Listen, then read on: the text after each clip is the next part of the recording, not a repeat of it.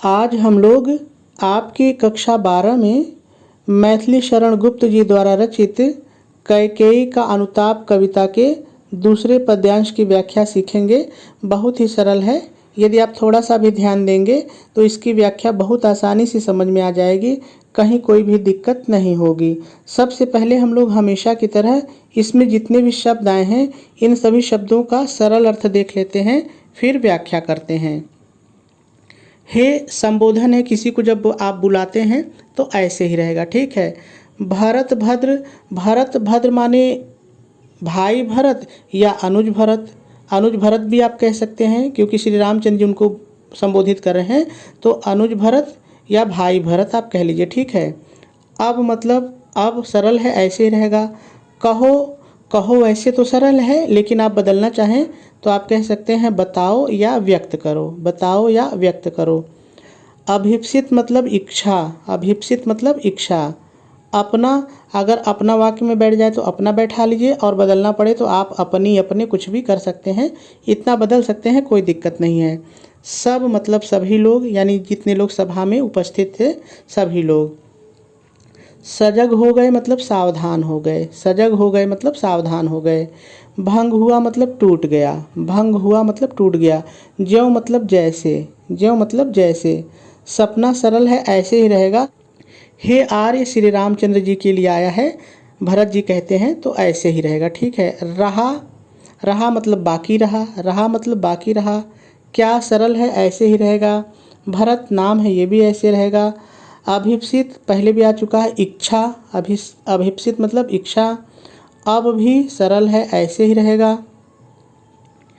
मिल गया सरल है, ऐसे ही रहेगा। अकंटक मतलब निष्कंटक, बिना किसी बाधा के, निष्कंटक। राज्य सरल है, अयोध्या के लिए आया है, ठीक है, तो ऐसे ही रहेगा। उसे यानी भरत जी अपने लिए कह रहे हैं तो उसे, ठीक है। जब सरल है, ऐसे ही रहेगा। तब भी, ये भी सरल है, ऐसे ही रहेगा। पाया तो पाया कहिए चाहे मिल गया। तुमने यानी ये श्री रामचंद्र जी के लिए आया है तो आप इसको आपने कह सकते हैं, तुमने को आप बदल के आपने कह सकते हैं। तरु माने पेड़ पौधे होता है, ठीक है। तले माने नीचे, तले माने नीचे। अरण्य माने जंगल, अरण्य माने जंगल। बसेरा मतलब निवास, बसेरा मतलब निवास। रह गया मतलब बाकी रह गया, रह गया का मतलब यहाँ पे बाकी रह गया। अभीप्सित इच्छा, अभीप्सित इच्छा। शेष माने बाकी, शेष माने बाकी। तदपि मतलब तब भी, तदपि मतलब तब भी। क्या सरल है, प्रश्नवाचक शब्द है तो ऐसे ही रहेगा। मेरा सरल है, अब वाक्य में मेरा बैठेगा कि मेरी बैठेगा वो बदल लिया जाएगा, ठीक है। तनु माने तन यानी कि शरीर, तनु माने तन यानी कि शरीर। तड़प तड़प कर सरल है, ऐसे ही रहेगा। तप्त मतलब दुख से, तप्त मतलब दुख से। तात ने मतलब पिता ने, तात माने पिता होता है तो तात ने मतलब पिता ने। त्यागा मतलब त्याग दिया, त्यागा मतलब त्याग दिया। क्या रहा सरल है, ऐसे ही रहेगा। अभीप्सित कई बार आ चुका, इच्छा, और सरल है, ऐसे ही रहेगा। तथापि माने तब भी या फिर भी, तब भी या फिर भी। अभागा सरल है, यानी कि लोग कहते हैं ना जिसका भाग्य खराब हो, अभागा, तो सरल है, ऐसे ही रहने दीजिए। सभी शब्दों के सरल अर्थ हो गए। अब हम लोगों को व्याख्या करनी है, लेकिन व्याख्या से पहले थोड़ा सा हम लोग संदर्भ और प्रसंग भी लिख लेते हैं, फिर व्याख्या करते हैं। तो सबसे पहले संदर्भ लिखा जाता है। आप संदर्भ हेडिंग डालेंगे, डैश डालेंगे और डैश डाल करके लिखेंगे प्रस्तुत पद्यांश हमारी पाठ्यपुस्तक हिंदी के काव्यखंड में संकलित कैकेयी का अनुताप शीर्षक से अवतरित है। इसके रचयिता राष्ट्र कवि मैथिली शरण गुप्त जी हैं, और आपका जो संदर्भ है वो पूरा हो जाएगा। चलिए अब प्रसंग की बात करते हैं।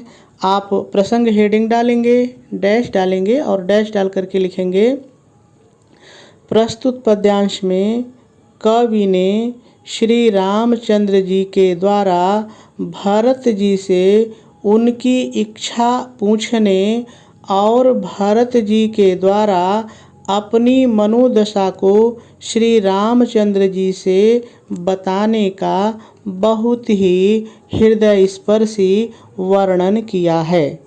और आपका प्रसंग भी पूरा हो जाएगा। अब हम लोगों को इसकी व्याख्या करनी है, लेकिन एक बार आप इसकी व्याख्या ऐसे ही सुन लीजिए, फिर मैं आपको दोबारा एक एक शब्दों का प्रयोग करके बताऊंगा तो बात आसानी से समझ में आ जाएगी। ठीक है, एक बार आप ऐसे ही सुन लीजिए। देखिए इसमें है क्या कि भरत, माता कैकेयी, ऋषिमुनि और अयोध्यावासी सभी जंगल में श्री रामचंद्र जी को अयोध्या लौटने के लिए मना रहे हैं। सभा का आयोजन हुआ है। तो उसी समय श्री रामचंद्र जी भरत जी से पूछते हैं कि हे भाई भरत, बताओ कि आखिर तुम्हारी इच्छा क्या है। जब वो इतना कहते हैं तो सभा में जितने लोग उपस्थित थे सभी उनकी बातों को सुनने के लिए एकदम सावधान हो जाते हैं कि आखिर दोनों लोगों के बीच में क्या बातचीत होगी और इसका क्या परिणाम निकलेगा। तब जब श्री रामचंद्र जी भरत जी से कहते हैं कि भाई बताओ तुम्हारी इच्छा क्या है, तब भरत जी रोते हुए बड़े ही दुखी होकर के श्री रामचंद्र जी से कहते हैं कि हे आर्य, क्या अब भी भरत की कोई इच्छा बाकी रह गई है, जबकि उसे अयोध्या का निष्कंटक राज्य मिल गया है। आगे फिर वो अपने को कोसते हुए कहते हैं कि मेरे ही कारण आपको इस जंगल में रहने के लिए बसेरा मिला है, मेरे ही कारण आप जंगल में भटक रहे हैं, तब भी क्या इस भरत की कोई इच्छा बाकी रह गई है। फिर वो आगे कहते हैं कि मेरे ही कारण पिताजी ने तड़प तड़प करके अपने प्राणों को त्याग दिया है, क्या फिर भी इस अभागे भरत की कोई इच्छा बाकी रह गई है। तो इस तरह से वो इस पद्यांश में स्वयं को इसी तरह से कोसते हैं और श्री रामचंद्र जी को जंगल में देख कर के वो बड़े दुखी होते हैं। यही इसकी व्याख्या है। अब आप चाहे जैसे वाक्य बना के लिखिए, ये आपके ऊपर है। ठीक है, तो चलिए मैं अब आपको एक एक शब्दों का प्रयोग करके इसकी व्याख्या बताता हूँ। चलिए अब व्याख्या को लिख लेते हैं। आप व्याख्या हेडिंग डालेंगे, डैश डालेंगे और डैश डाल करके शुरू में पहले थोड़ा सा आपको अपनी तरफ से जोड़ के लिखना पड़ेगा। आप अपनी तरफ से क्या जोड़ करके लिखेंगे, ध्यान से सुनिए। प्रस्तुत पद्यांश में श्री रामचंद्र जी भरत जी से कहते हैं। अब आ जाइए पद्यांश पर। कहते हैं, हे अनुज भरत, अब तुम अपनी इच्छा बताओ। इतना सुनते ही सभा में उपस्थित, आपको अपने जोड़ना है, इतना सुनते ही सभा में उपस्थित सभी लोग उसी प्रकार से सावधान हो गए जिस प्रकार से सपना टूटने पर व्यक्ति हो जाता है। फिर थोड़ा सा अपने से जोड़ के लिखेंगे। कहने का आशय है कि सभा में उपस्थित सभी लोग श्री रामचंद्र जी और भरत जी के बीच होने वाली बातचीत को सुनने के लिए और उसके परिणाम को जानने के लिए सावधान हो गए। ठीक है, पूर्ण विराम लगा देंगे और आपके 2 लाइन की व्याख्या पूरी हो जाएगी। चलिए अब आगे देखते हैं। फिर थोड़ा सा आप अपनी तरफ से जोड़ के लिखेंगे। तब भरत जी दुखी हो करके श्री रामचंद्र जी से कहते हैं। इतना अपने जोड़िए। तब भरत जी दुखी होकर श्री रामचंद्र जी से कहते हैं, हे आर्य, क्या अब भी भरत की इच्छा बाकी रह गई है, तब भी जबकि उसे अयोध्या का, अपने जोड़िए, अयोध्या का निष्कंटक राज्य मिल गया है। फिर पूर्ण विराम लगाएंगे और लिखेंगे, आपने इस जंगल में पेड़ पौधों के नीचे निवास प्राप्त कर लिया है, क्या फिर भी मेरी कोई इच्छा शेष रह गई है। फिर पूर्ण विराम लगाएंगे और आगे लिखेंगे, पिताजी ने दुख से तड़प तड़प कर अपने शरीर को त्याग दिया है, क्या तब भी इस अभागे भरत की और कोई इच्छा बाकी रह गई है? और आपकी जो व्याख्या है वो पूरी हो जाएगी। चलिए अब हम लोग इस पद्यांश के काव्य सौंदर्य और इस पद्यांश पर आधारित प्रश्नों को हल करना सीखते हैं। सबसे पहले हम लोग इसके काव्य सौंदर्य को देख लेते हैं। यदि इस पद्यांश में रस की बात की जाए तो इसमें करुण रस है, क्योंकि आप देख रहे हैं कि भरत जी बहुत दुखी हैं, तो इसमें करुण रस है। यदि छंद की बात की जाए तो ये शिखरणी छंद है, ठीक है। यदि अलंकार की बात की जाए तो इसमें उपमा और अनुप्रास दो अलंकार हैं। चलिए पद्यांश पर देख लेते हैं कि ये दोनों अलंकार कहाँ पे हैं, क्योंकि अलंकार से हमेशा प्रश्न पूछता है और आप देखे रहेंगे तो आपको तुरंत याद आ जाएगा। तो देखिए, यदि आपको यहाँ पर व्याख्या याद हो, इस लाइन की व्याख्या यदि आपको याद हो तो देखिए मैंने यहाँ पर आपको व्याख्या करते समय बताया था कि अयोध्या के लोग उसी तरह से सजग हो गए जिस प्रकार से सपने के टूटने पर व्यक्ति हो जाता है। तो यहाँ पर देखिए ये ज्यों शब्द आया है, इससे भी आप पकड़ सकते हैं कि उपमा अलंकार है। और व्याख्या जो हमने की है तो हमने कहा कि जो यहाँ अयोध्या वासी हैं वो उसी तरह से सावधान हो गए, उसी प्रकार से सावधान हो गए जैसे कोई व्यक्ति का सपना टूट जाता है तो वो सावधान हो जाता है। तो यहाँ पर जो सभा में उपस्थित अयोध्या वासी हैं उनके सजग होने की जो तुलना है, उनके सावधान होने की जो तुलना है वो स्वप्न टूटे हुए व्यक्ति के समान है। तो यहाँ पे उपमा अलंकार है, ठीक है। उसके बाद यहाँ देखिए आगे, तनु तड़प तड़प तप्त तात। तो देखिए आप त त त त त कई बार त आ रहा है ना, तो जहाँ पर एक वर्ण एक से अधिक बार आता है वहाँ पे अनुप्रास अलंकार होता है।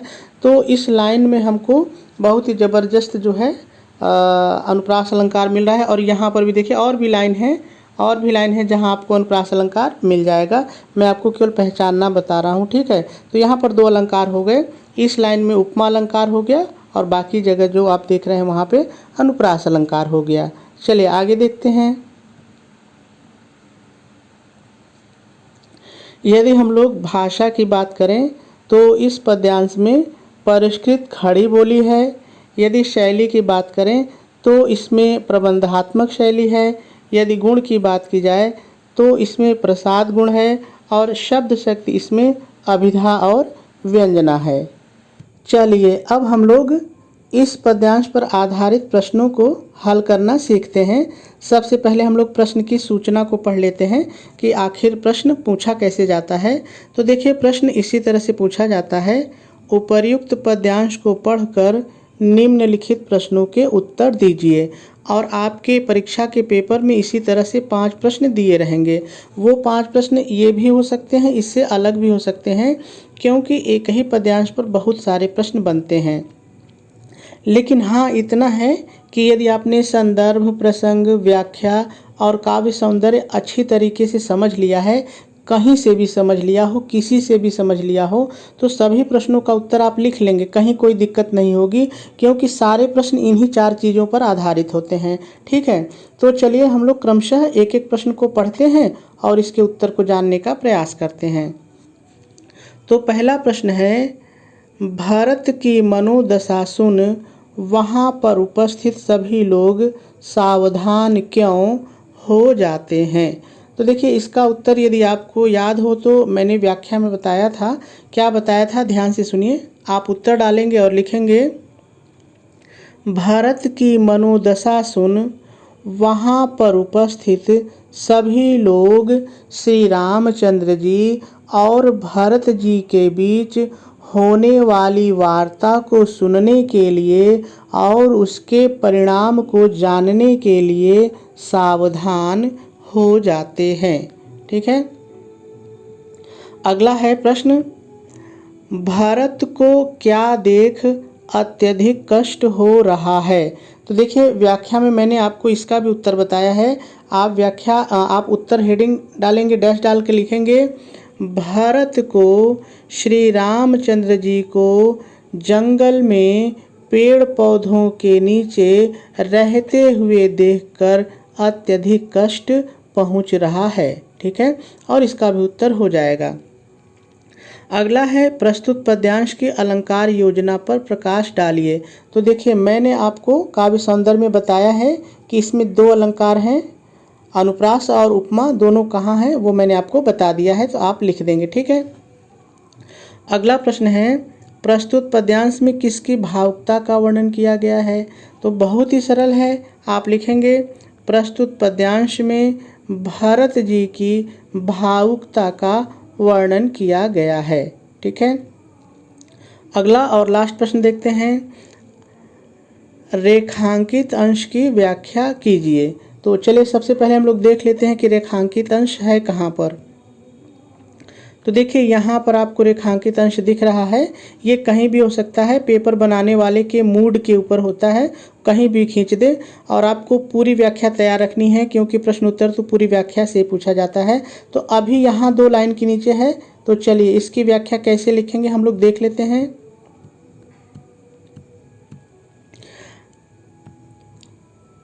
आप हेडिंग डालेंगे रेखांकित अंश की व्याख्या, और शुरू में पहले थोड़ा सा अपनी तरफ से आपको जोड़ के लिखना है। कभी भी आप रेखांकित अंश की व्याख्या लिखिए तो सीधे सीधे लाइन की व्याख्या मत लिखिए, थोड़ा सा पहले अपनी तरफ से जोड़ लीजिए। देखिए मैंने क्या जोड़ा है, प्रस्तुत रेखांकित अंश में भरत जी श्री रामचंद्र जी से अपने मन की व्यथा को बताते हुए कहते हैं। इतना मैंने अपनी तरफ से जोड़ा है। अब लाइन की व्याख्या यहाँ से है, हे आर्य, पिताजी भी दुख से तड़प तड़प कर अपने तन को त्याग दिया, क्या फिर भी इस अभागे भरत की कोई इच्छा शेष रह गई है? और आपके रेखांकित अंश की व्याख्या